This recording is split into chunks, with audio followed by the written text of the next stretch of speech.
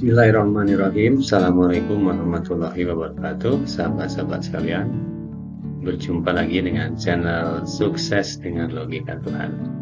Kali ini saya akan menjelaskan ilmu logika Tuhan. Saya ingin berbagi dengan sahabat-sahabat sekalian apa yang dimaksud dengan ilmu logika Tuhan. Ilmu logika Tuhan adalah ilmu berpikir menurut perintah dari Tuhan Allah Subhanahu wa Ta'ala. Jadi berpikir itu ada perintahnya, dan perintah yang harus kita ikuti dalam berpikir tentu adalah perintah dari Allah Subhanahu wa Ta'ala. Sebagaimana kita berperilaku sehari-hari, perintahnya harus bersumber kepada Allah Subhanahu wa Ta'ala. Nah, berpikir juga adalah bagian daripada perilaku kita sehari-hari, maka perintahnya juga harus bersumber kepada Tuhan, kepada Allah Subhanahu wa Ta'ala. Nah, jadi sahabat-sahabat sekalian, ilmu ini bermanfaat untuk kita semua supaya hidup kita sehat, akal kita sehat, dan selalu berpikir optimis, karena kita selalu berpikir menurut petunjuk dari Allah Subhanahu wa Ta'ala. Semoga bermanfaat sahabat-sahabat sekalian. Nah, sebelum menyimak, berdoa dulu kepada Allah Subhanahu wa Ta'ala, semoga diberi hidayah, pengetahuan, dan buka hati yang lapang, hati yang ikhlas. Tidak boleh ada prasangka, karena sesuatu yang sudah negatif prasangkanya, itu ilmunya tidak akan didapatkan kecuali kita terbuka terlebih dahulu. Setelah menyimak baru kita mengambil kesimpulan. Jadi simak pemaparan materi ini sampai tuntas supaya ilmunya bisa didapatkan, dan di akhir nanti kita bisa mengambil kesimpulan apakah ilmu ini baik untuk kita atau tidak. Dan insya Allah ilmu ini baik untuk kita semua. Nah, sahabat-sahabat sekalian, di dalam Al-Quran itu kalau diidentifikasi ada 63 kali ayat-ayat Al-Quran yang memerintahkan berpikir. Kemudian ada 80 kali berbicara tentang ilmu, dan ada 45 kali berbicara tentang nalar, dan 24 kali melarang kebodohan. Nah, jadi Al-Quran ini sangat-sangat berkaitan erat dengan kemampuan berpikir dan bernalar yang harus dimiliki oleh kita semua. Dan ini tidak diragukan lagi sahabat-sahabat sekalian. Para ulama, para kiai, dan hadis-hadis Nabi Muhammad pun sangat-sangat menganjurkan bahwa akal itu menjadi sesuatu yang harus kita perhatikan bagaimana perilakunya. Nah, berpikir itu adalah ilmu Al-Quran sahabat-sahabat sekalian. Jadi berdasarkan data-data atau fakta-fakta di atas tadi, jadi berpikir itu adalah ilmu Al-Quran. Dan Al-Quran sendiri dalam pengertiannya itu adalah bacaan, kemudian ada pengertiannya juga yang lainnya itu saling berhubungan. Nah, ini jadi Al-Quran juga sudah memberikan semacam pengertian khusus ya dalam secara harfiah bahwa Al-Quran itu bacaan, dan Al-Quran itu sendiri adalah artinya saling berhubungan. Nah, ini saling berhubungan ini nanti ada kaitannya dengan apa yang dimaksud dengan aktivitas berpikir. Nah, jadi aktivitas berpikir itu mengacu kepada Al-Quran adalah aktivitas menghubung-hubungkan sahabat-sahabat sekalian. Nah, ini seperti di dalam kitab suci Al-Quran Al-Baqarah ayat 33. Jadi Adam itu diberi kemampuan oleh Allah Subhanahu wa Ta'ala, yaitu kemampuan berpikir, yaitu kemampuan untuk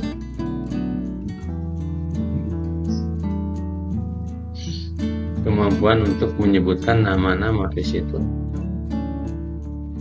Jadi Nabi Adam itu diberi kemampuan berpikir, dan aktivitas berpikir itu adalah kemampuan menghubungkan nama-nama benda, sehingga seluruh benda yang ada di muka bumi ini mampu diidentifikasi oleh Adam dengan memberi nama, gitu, memberi label, memberi konsep. Itu sahabat-sahabat sekalian. Jadi aktivitas berpikir itu seperti kita temukan di dalam Al-Quran ada nama begitu, dan nama ini artinya kalau ini kita berpikir berarti kita menghubungkan antara benda dengan benda, dan itu akan muncul satu definisi.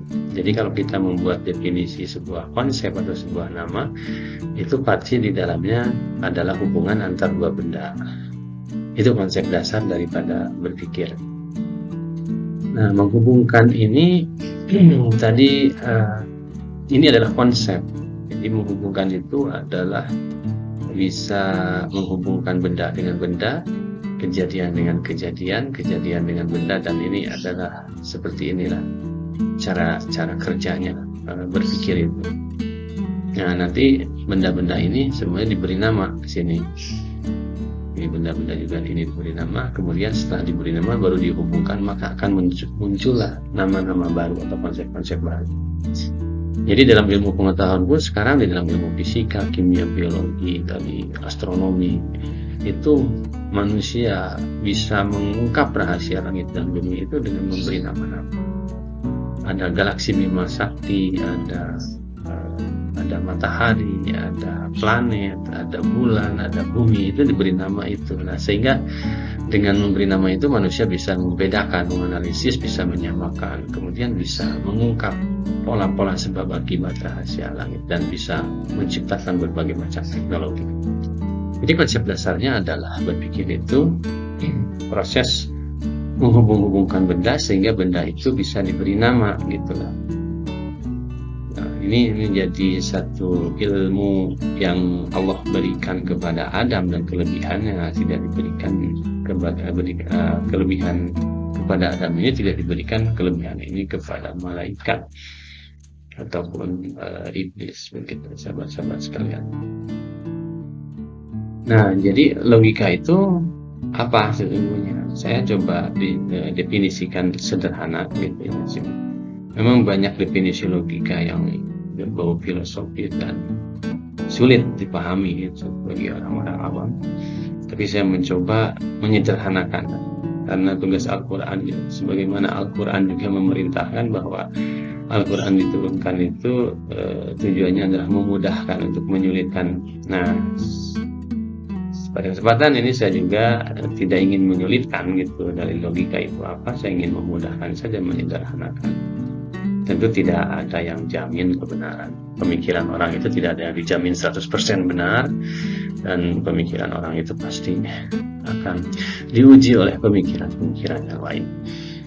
Nah, ini saya coba tawarkan pengertian apa itu berlogika, dan kalau ini dirasa bermanfaat dan mudah dipahami ya silahkan diambil, kalau tidak silahkan mencari alternatif yang lain. Logika itu adalah menghubungkan dengan pola gitu. Jadi berlogika itu berpikir dengan menggunakan pola gitu. Logika itu adalah berpikir menggunakan pola, dan pola yang paling dasar dalam berpikir itu adalah sebab akibat. Kemudian kalau kita berpikir sebab akibat, nanti kita bisa mengurutkan. Kemudian sebab akibat juga ada kaitan dengan logika berpasang-pasangan, jadi kiri, kanan, atas, bawah, seperti itu. Jadi kalau dilogikan sebab akibat, tidak akan ada kanan kalau tidak ada kiri. Nah, ini jadi pola-pola yang bisa kita lakukan. Kemudian logika itu, karena kita berlogika, nanti kita akan bisa membedakan, menyamakan. Nah, itulah beberapa cara-cara berpikir otak kita dalam menggunakan logika. Ya, Anda bisa buktikan sendiri saja teori ini, dan saya yakin Anda akan menemukannya. Ketika Anda lapar, maka akibatnya Anda akan makan. Sekiranya tiap hari kita juga menggunakan logika. Ketika kita capek, kita akan istirahat. Ketika haus, kita akan minum. Nah, itu semuanya menggunakan logika sebab akibat. Nah, apa yang maksud dengan logika Tuhan? Logika Tuhan ini adalah berpikir, tentunya mencari hubungan sebab akibat antar kejadian atau antar benda, bersumber pengetahuannya dari Al-Quran. Nah, ini Al-Quran kan dari siapa? Dari Allah Subhanahu Wa Taala. Maka saya beri nama logika yang akan membimbing kita dalam kehidupan sehari-hari, yang logika berdasarkan petunjuk Allah Subhanahu Wa Taala. Maka inilah yang maksud dengan konsep logika Tuhan gitu. Jadi logika Tuhan itu bukan berarti kita menjadi Tuhan, tetapi kita menyadari setiap hari bahwa berpikir itu adalah ada petunjuknya dari Allah Subhanahu wa Ta'ala. Nah, petunjuk itu harus kita pahami pola-polanya apa saja. Nah, kita harus mengeluarkannya dari Al-Quran. Nah, saya coba keluarkan beberapa pola-pola yang ada di dalam Al-Quran, kemudian saya buktikan di lapangan, dalam kehidupan sehari-hari, dalam kehidupan pribadi, dalam kehidupan orang lain, dalam kehidupan para tokoh. Ternyata logika-logika yang ada dalam Al-Quran itu adalah logika-logika yang terjadi pada semua orang, tidak membatasi agama, tidak membatasi suku, bangsa, semuanya hidup dalam logika Tuhan. Nah, permasalahannya ada yang sadar, ada yang tidak, ada yang mendustakan juga ini. Nah, kalau orang-orang yang belajar logika Tuhan tidak akan mendustakan Tuhan. Semakin cerdas dia, semakin tunduk dan patuh kepada Tuhan yang Maha Allah Subhanahu wa Ta'ala. Nah, dalam prinsip logika Tuhan ini apa? Ada prinsip dasar yang harus dipahami dalam logika Tuhan. Jadi dalam berpikir itu, Allah itu harus menjadi syarat terjadinya segala sesuatu gitu.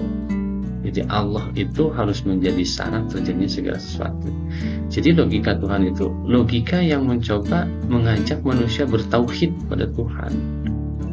Jadi sekalipun dia memahami bahwa sistem hidup ini ada sebab akibat, ada sebab materi yang terjadi di lapangan yang bisa dipahami manusia, tapi hakikatnya tetap saja di dalam hati kita akan mengatakan bahwa ini adalah semuanya adalah Allah yang menjadi sebab terjadinya. Inilah keunggulan logika Tuhan itu. Jadi orang akan selalu mentauhidkan Allah Subhanahu wa Ta'ala, tidak akan mengkhususkan individu, tidak akan menyembah kepada iblis, tidak akan menyembah kepada gunung, tidak akan menyembah kepada batu, juga tidak akan menyembah kepada ilmu pengetahuan, tetapi manusia itu akan tunduk dan patuh kepada Allah Subhanahu wa Ta'ala. Inilah keunggulan manusia-manusia yang nanti berpikir menggunakan logika Tuhan, karena semuanya terjadi atas kehendak Allah Subhanahu wa Ta'ala. Dan itulah prinsip dasar dari logika Tuhan. Di logika yang semuanya bertauhid, berpikir itu ada ketauhidannya kepada Allah Subhanahu wa Ta'ala. Nah, jadi kejadian dalam logika Tuhan itu adalah Allah ini menjadi sebab, kemudian terjadinya sesuatu, dan lalu kita baca setiap kejadian itu, kita akan menemukan sistem alam dan sistem sosial. Dan sistem alam, sistem sosial itu sesungguhnya sebabnya adalah takdir dari Allah Subhanahu wa Ta'ala. Inilah pola berpikir, bagaimana kita menata otak kita, hati kita, supaya otak kita itu sehat, otak kita itu optimis, otak kita ini selalu berprasangka baik, dan otak kita ini tidak terlalu capek untuk berpikir mengolah. Sebegitu banyak informasi yang bisa kita terima, kita olah, dan dengan petunjuk dari Allah Subhanahu wa Ta'ala, insya Allah kita akan merasa ringan beban kita, hidup kita, hati kita, pikiran kita akan merasa ringan, karena kita sudah dipandu pola-pola berpikirnya dari Allah Subhanahu wa Ta'ala. Nah, manfaatnya apa kalau kita berlogika Tuhan, sahabat-sahabat sekalian? Kalau kita berlogika Tuhan, menjadikan Allah sebagai satu-satunya sebab, sekalipun sistem alam, sistem sosial itu ada juga menunjukkan sebab-sebab dan bisa kita teliti, tetapi pada ujungnya kita akan tetap bertauhid kepada Allah Subhanahu wa Ta'ala. Nah, jadi kalau kita berpikir dengan logika Tuhan, maka kecerdasan spiritual, emosional, dan intelektual itu kita akan meningkat. Jadi secara intelektual, secara emosional, kecerdasan spiritual kita akan muncul. Karena logika Tuhan itu mengandung etika, mengandung keyakinan, mengandung norma, mengandung hukum yang diyakini ini menjadi sebuah kepastian. Dan hukum-hukum yang dipahami dalam logika Tuhan itu, yang saya sudah buktikan, itu mengajak kepada kita untuk menjadi manusia-manusia yang ramah, yang santun, maha pengasih, maha penyayang, sebagaimana sifat-sifat dari Allah Subhanahu wa Ta'ala. Nah, kemudian motivasi hidup kita dengan menggunakan logika Tuhan itu akan benar-benar menjadi motivasi hidup yang seluruhnya adalah menjadi ibadah sebagai pengabdian kepada Tuhan Yang Maha Esa, dan akan menjadikan Tuhan ini benar-benar menjadi majikan kita gitu. Kemudian sahabat-sahabat sekalian, kalau kita menggunakan logika Tuhan, insya Allah jiwa sosial dan keyakinan kita akan tinggi kepada Allah Subhanahu wa Ta'ala, Kenapa? Karena kita memahami logika-logika yang dikembangkan dari Tuhan, dari Allah Subhanahu wa Ta'ala bersumber pada Al-Quran. Sesungguhnya mengajak manusia untuk hidup sejahtera, untuk hidup damai, untuk saling menolong, saling membantu, saling menutupi keburukan dan sebagainya. Jadi logika-logika Tuhan itu absolut positif. Karena Allah itu absolut positif. Kalau kita memahami logika Tuhan, sudah pasti absolut pola pikir kita ini selalu positif, karena yang jadi jaminan itu adalah Allah Subhanahu wa Ta'ala. Nah, kaitan dengan pendidikan karakter, siapapun yang memahami logika Tuhan itu, masyarakat, semua mahasiswa, politisi, tokoh-tokoh besar manapun, kalau bisa memahami logika Tuhan itu, maka karakternya akan selalu optimis, berani, dan berjiwa perantau. Dan inilah jiwa-jiwa kesatria ini yang biasanya dimiliki oleh para pahlawan, para kesatria itu akan dimiliki oleh orang-orang yang berpikir dengan menggunakan logika Tuhan. Nah, tujuan berlogika Tuhan itu tujuannya adalah meningkatkan keyakinan. Jadi orang-orang yang menggunakan logika Tuhan itu dia sudah jelas tujuan hidupnya dan sudah punya kepastian hidupnya. Kepastian hidup itu adalah bahwa kita di akhirat itu akan diadili dan kita akan mendapatkan pengadilan dari Allah Subhanahu wa Ta'ala seadil-adilnya. Kalau kita berbuat baik, sudah pasti itu di akhirat kita akan mendapatkan kebaikan. Dan itu janji dari Allah Subhanahu wa Ta'ala. Nah, jadi tujuan berlogika Tuhan itu adalah untuk menaikkan keyakinan kita. Dan keyakinan itu apa? Saya definisikan di sini, keyakinan itu adalah keberanian melakukan sesuatu yang sudah pasti kita ketahui hasilnya. Nah, dengan logika Tuhan kita sudah tahu hasilnya. Misalnya hal jazaa'ul ihsan ila ihsan. Jadi kalau kita berbuat baik sesuai dengan petunjuk dari Allah, Allah itu sudah pasti ngasih kebaikan untuk kita semua. Nah, kalau kita sudah pasti apa yang kita lakukan baik, bermanfaat bagi orang banyak, mensejahterakan untuk diri kita, mensejahterakan untuk orang lain, sudah pasti itu kita akan yakin dan kita akan terus melakukannya. Nah, inilah keunggulan dari kalau kita berpikir menggunakan logika Tuhan. Demikian sahabat-sahabat sekalian, semoga bermanfaat dan terima kasih sudah menyimak, dan silakan Anda simpulkan apakah ilmu ini bermanfaat atau tidak. Itu Anda yang menentukan. Apakah di sini ada kebaikan untuk Anda atau keburukan, Anda juga yang menentukan. Tapi kalau Anda menemukan kebaikan dari apa yang saya sampaikan, kebaikan itu datangnya dari Allah Subhanahu wa Ta'ala. Dan kalau Anda menemukan keburukan dari apa yang saya sampaikan, maka keburukan itu adalah milik saya pribadi, karena manusia diciptakan sempurna, punya sifat-sifat buruk dan punya sifat-sifat baik. Dan semoga kita diampuni oleh Allah Subhanahu wa Ta'ala atas keburukan-keburukan yang kita lakukan. Billahi taufiq wal hidayah. Wassalamualaikum warahmatullahi wabarakatuh.